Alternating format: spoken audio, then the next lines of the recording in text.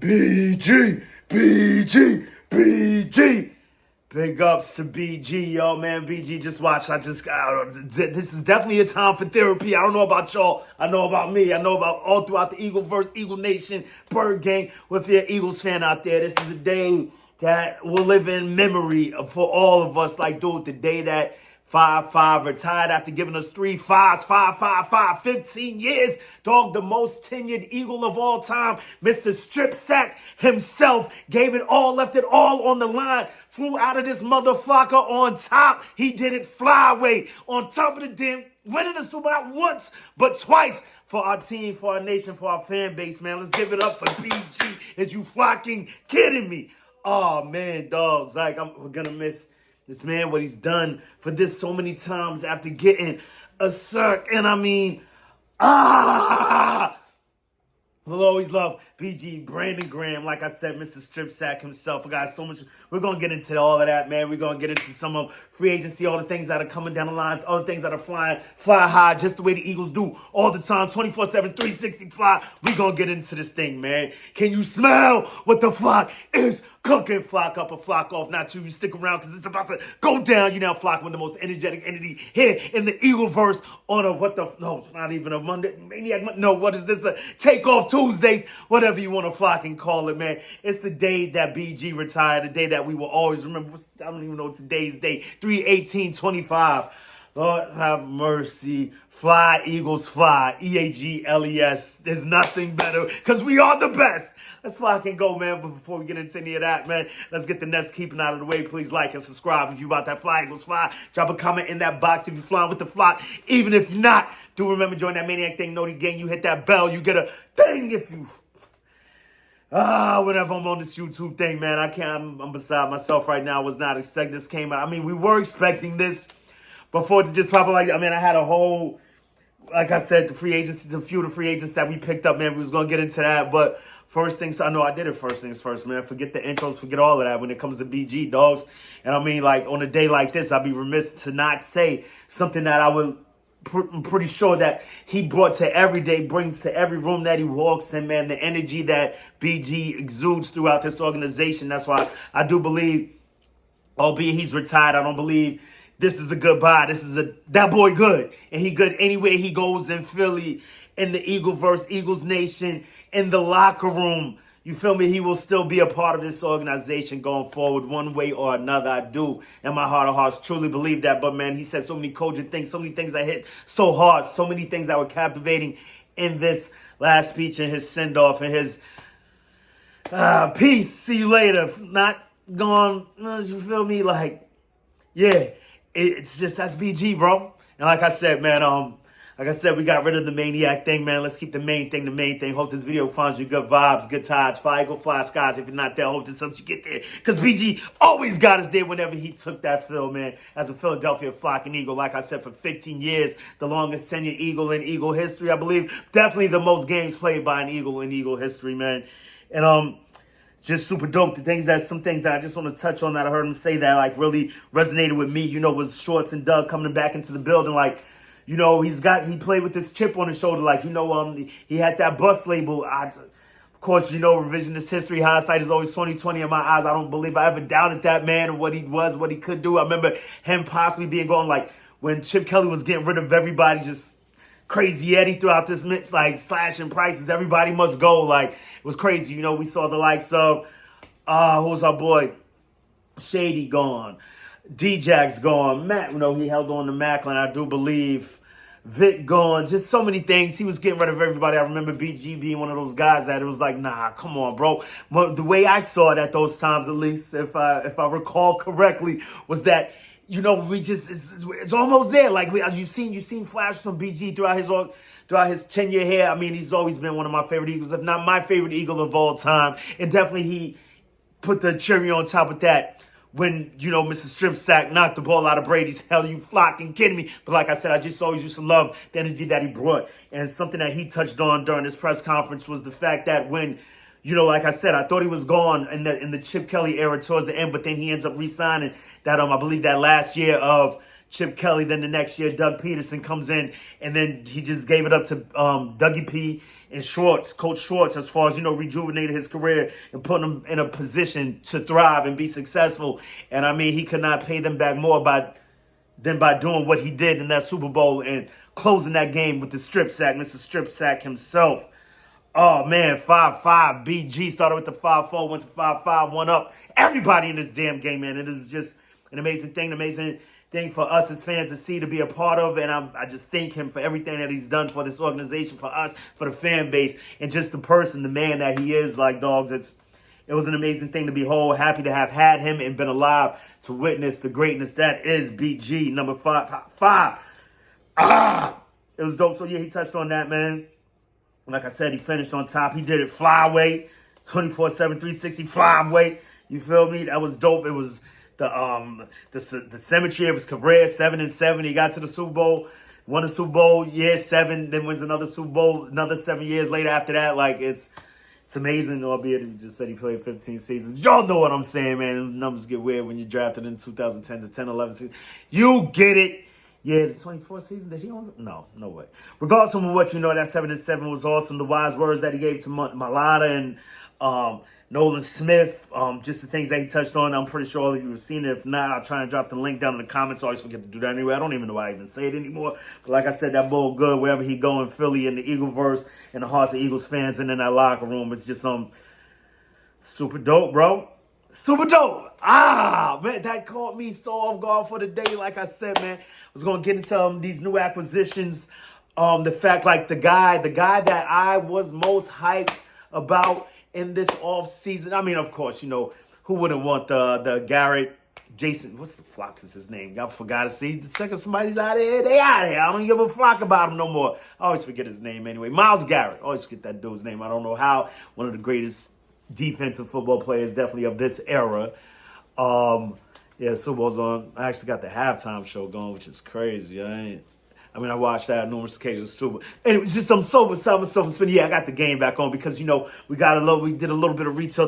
These hats, these right here, these drawers right here, fire. And then I saw it on sale the other day. Was $16? Did you stupid? Like what? Give me that ASAP, quick and in a hurry. You heard me? Super Bowl patch and all that. Like, what is they bugging for? It's because of the conference thing? They wilding. Regardless, you got the pickups over the weekend. It seems to me, let's just cut straight to the chase, man. I mean, we spoke on BG, yes sir, ski. So we got that out of the way.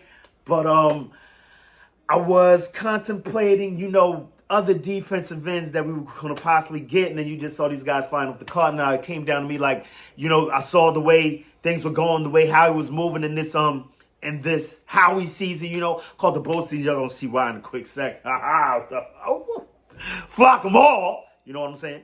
But when it came down to me, I was like, when I saw the way things were moving, like you got Malcolm Kuntz, you got Azeez Ojulari, and I mean, I was leaning. I was split down the middle. I'm not even gonna lie. But if I had to choose at that point, it was like, let's get the bulldog, man. Did you kidding me? That dog, that bulldog.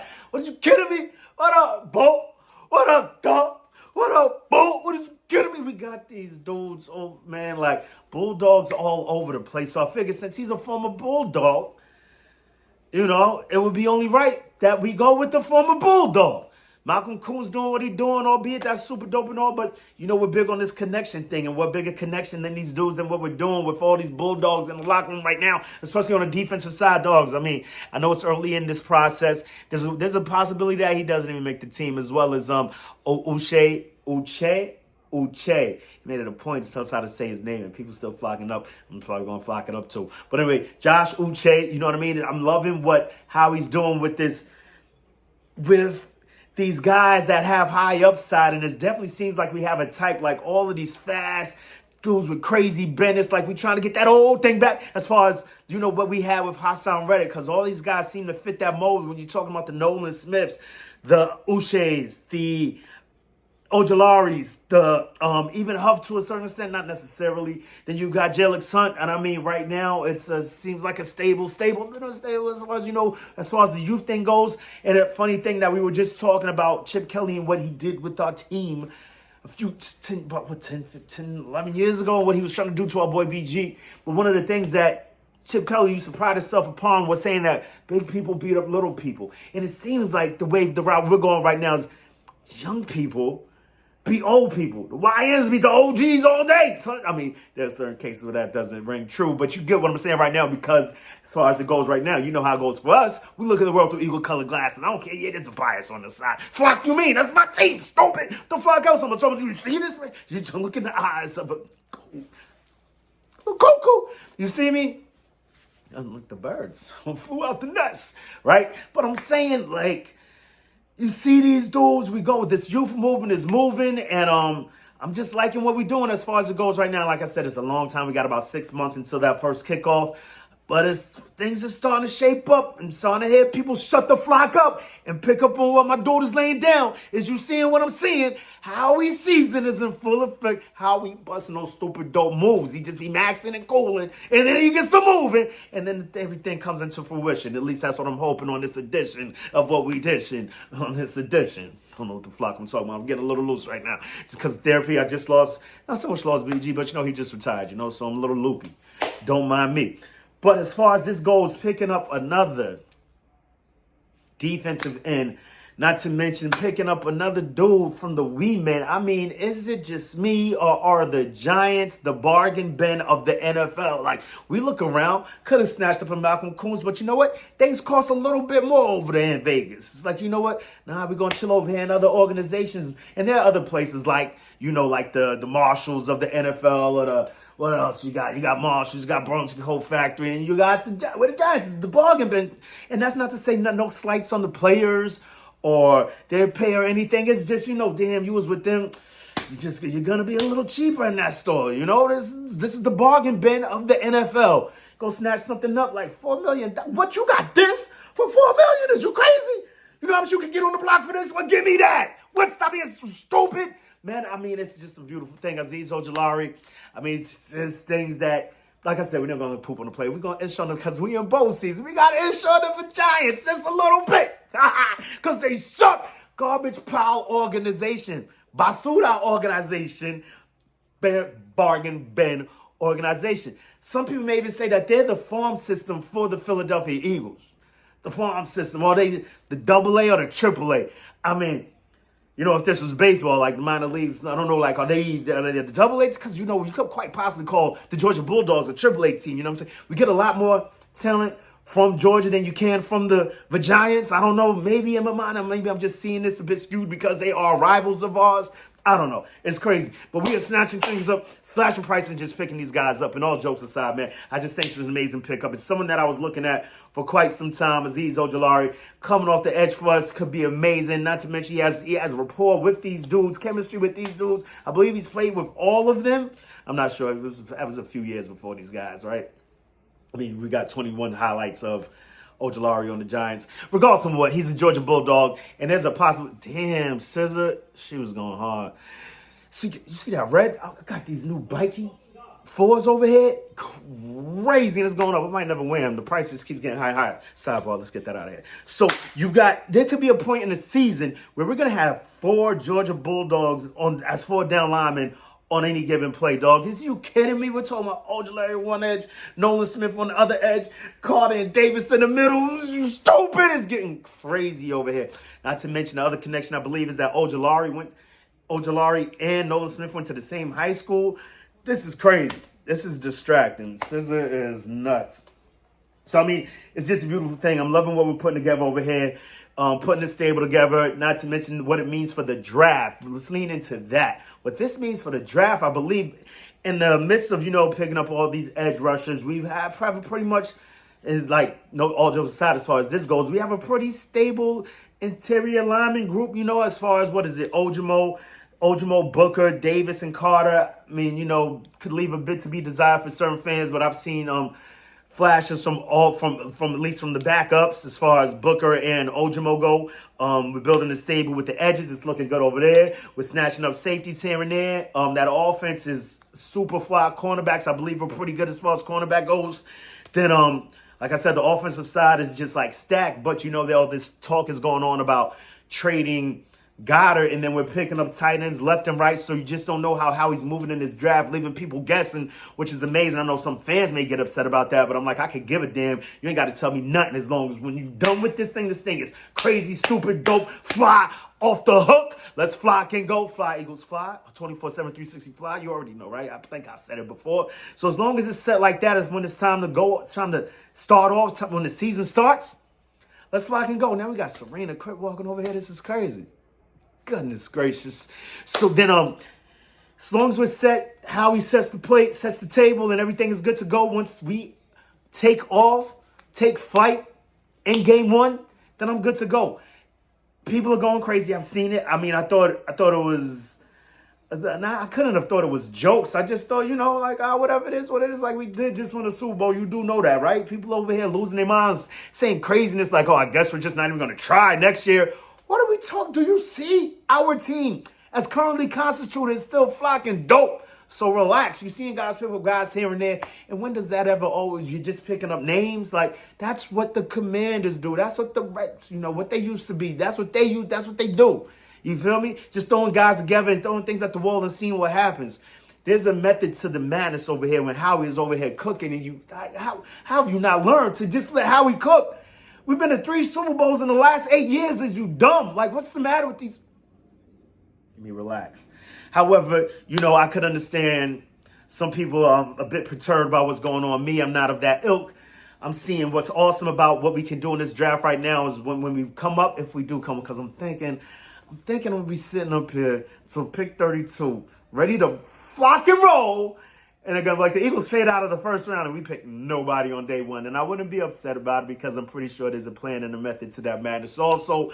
However, if we do pick at 32, what it lends us to do with all these moves, these one-year contracts that we're putting out there, especially with guys with potential, low risk, high reward guys looking for a big contract, going to come out here and give it their best, which I think is a genius thing in and of itself.